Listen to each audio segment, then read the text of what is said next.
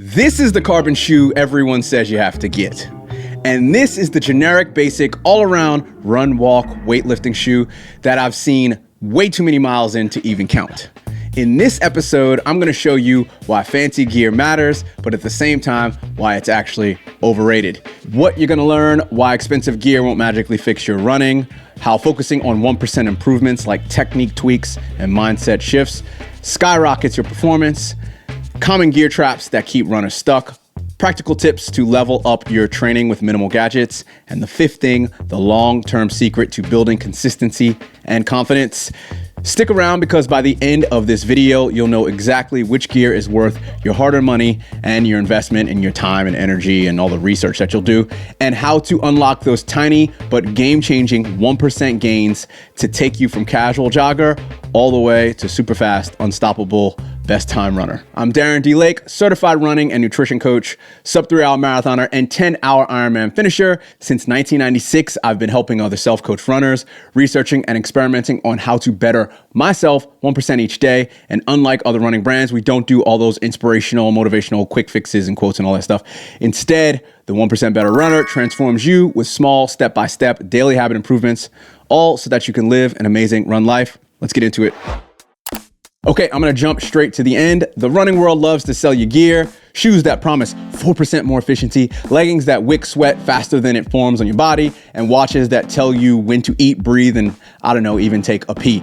But do not get it twisted, gear does help. I love gear, it's a great thing. A good pair of shoes protects your feet, and a decent watch keeps you from sprinting your easy runs way too hard.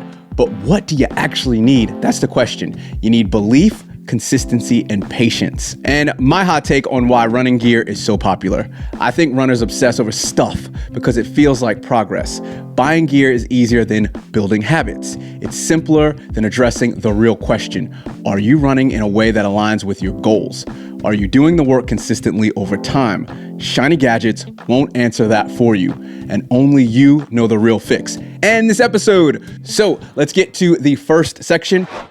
Why gear isn't the solution. All right, let's talk science for a second. The thing that actually improves your running is not external, it is physiological, internal. Your heart, lungs, muscles, and mind adapt through stress and recovery. Gear might make the process feel smoother, but it's not the catalyst for improvement. You are. Okay, you see these? These are Saucony Cohesion 16, 17s, I don't even know. They are going on probably 2 years old now, and they were, I think, 50 or 60 US, like 90 Australian. I live in Australia, and I've run probably, I don't know, about 300-400 miles on them, which isn't that much, but they are my go-to basic shoe. Not because they're magic, but because I ran in them consistently. That's why I love them. They are probably a bit too high heel for me. They're 12 millimeter, but I make it work. They're great for recovery. They're kind of like this all-around great shoe. And hold on. And these Ultra Escalante 3s, non-race edition, 0 mil. They're already starting to peel in the back. I love them. I don't even want to get a new pair. I absolutely love them. And these are amazing. So between these two shoes, they probably get about 30 to 40% of all the Ks, miles, the volume that I do. I do have super shoes. I do have all that. But these are relatively cheap, but they just do everything. Run, walk, weightlift, hike, jump around, do whatever. Amazing. So back to the consistency thing. That's the secret sauce that no one wants to talk about. They allow me to be consistent, which leads to the next section. The smarter way to use your gear. All right, let's break down what you actually need and how to think about it in a smarter way. So number one, shoes. We'll go through the list. It's shoes, number one, 2 run clothes, 3 smartwatches, 4 hydration system, 5 run caps, and 6 sunglasses. So back to number one, your shoes need to fit well and feel comfortable. That's it. That's it. Simple. Forget the marketing hype about carbon plates unless you're racing competitively and getting paid and you're elite. For daily training, a solid and natural pair of shoes works just fine. Yeah, sure, you can get the carbon shoes. And I love that Saucony and other brands are doing the race version of the shoe. They're doing a step down, they're doing a nylon plate. So it's not as light, but it's actually the same exact technology, same exact feel. Love that. And Saucony Endorphin Speeds are a perfect example. They're very similar to the pros and very similar to the elites in the performance that you get. It's just an all-around great trainer.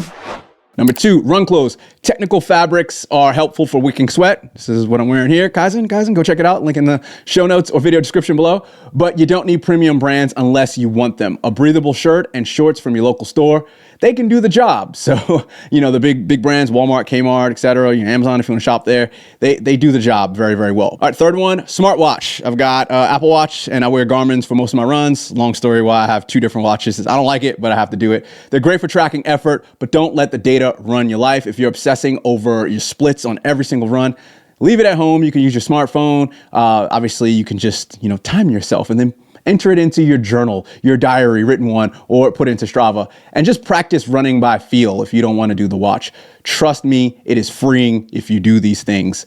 Number 4, hydration system. If you're running more than an hour, staying hydrated is key. A simple handheld water bottle or a waist pack, or I think they have those vests, those hydration vests and all that. I don't do that, but you can do that. They're very good, and you don't have to spend $200 on all those sort of things unless you're running an ultra marathon. Keep it simple. I knew the ultra people, yes, and super hot weather, you're out there for 5-6 hours. Yes. But just keep it really simple in the beginning. The running water bottles have gotten so much better. Fun story, my early one from 15 years ago, from when I did my first half marathon, I got one, and once it got like half full, the water was shaking back and forth as I was running, and it was the most annoying thing. And I just literally threw the bottle in the trash. I was like, I can't do this. I don't know how people do this, run with water bottles. But the new ones, they actually compress. Shout outs to Brenton, who I'm pacing him for a sub 3-hour marathon shortly, hopefully in the next few months.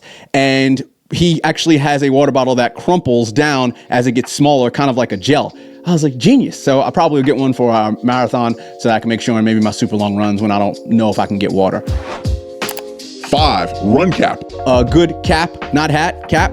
Is clutch for sunny days. These are not for sale, 1% better runner hats, but let me know if you want one. I'm doing a waiting list. But yeah, they're great for sunny days, rain, or just keeping sweat out of my eyes. I sweat a lot.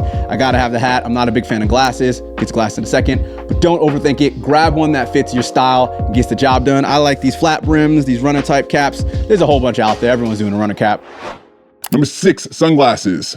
I'll admit, I do not use these that much, and pretty much at all. I don't like the extra thing on my eyes. I have dark brown eyes, so I don't mind the sun, and I actually like everything being super clear. I don't like not being able to see the road or things around me very clearly. Same with cycling. But for most folks, I know that a solid pair of sports sunglasses is a game changer. The sun, they want to look cool, etc., whatever. You do you. Just don't buy the $300 pair unless you really love them. And to be honest, they'll probably break. So I'm a big fan of the knockoff brands or the cheap kind of like, $20 to $40 pair. Make sure it feels good. If you want to buy a $300 pair, do it. I'm just letting you know you don't have to do it. And that's it. Shoes, clothes, and hydration if you need it. Everything else, it's optional. Focus less on gear and more on showing up consistently. Okay, instead of just focusing on gear, let's level this up. To help you better understand all of this and implement it in your running life, I've made a free quick start cheat sheet. Yes, that is free, of what to look out for with the 6 areas of gear that I just went over when you go to purchase your items, whatever you want, and a bonus 30-day base training and habits plan to help you become a running consistent monster. Think running therapist that actually knows what kind of gear you should get. Scan the QR code here or here. Go to the show notes link if you're listening on your smartphone or the app on your computer, or video description below to get that for free right now. You'll automatically get signed up for my weekly email newsletter where you'll get deep dives into consistency, habits, and incremental self-improvement for all the smart self-coached runners out there. Oh, and make sure you like, subscribe, and share this out to all the runners that you know that obsess over gear too much and you're like, yo, how about you don't? Because this guy knows what he's talking about. Let's get back into it. The 1% Better Runner Framework for Gear. Okay, bonus section here. Here's a sneak peek of how the 1% Better Runner philosophy reframes this whole gear obsession. Kind of can help you have a bit of boundaries and parameters around what you want to do when you go to purchase gear. First, belief. Believe that running is about you, not your gear. If you show up consistently, your body will adapt. You don't need a $1,500 watch to tell you that. Second, consistency. Invest your energy into showing up, not shopping. Build a habit of running, rain or shine, tired or energized. That habit will do more for your progress than any other shoe could. And third, patience. Good running takes time. You can't hack fitness with new gear, but you can achieve it with months or years of small, consistent daily steps. So, do you think that you still need the latest super shoes, or are you ready to focus on what actually matters? Drop a comment below and tell me I'm wrong. I love it. Give it all hate, love, etc. Tell me if you're team old shoes, old gear, or team, gear obsession. You need all the technology. I love it all. I want to see. And if you're ready to build all the habits to make you a better runner, check out the link in the description for that free download. I really appreciate you. Thanks for rocking. If you want to get more info on how to run better, faster, smarter, etc., click here to find out how and why I'm getting 1% better every year for 10 years in the half marathon.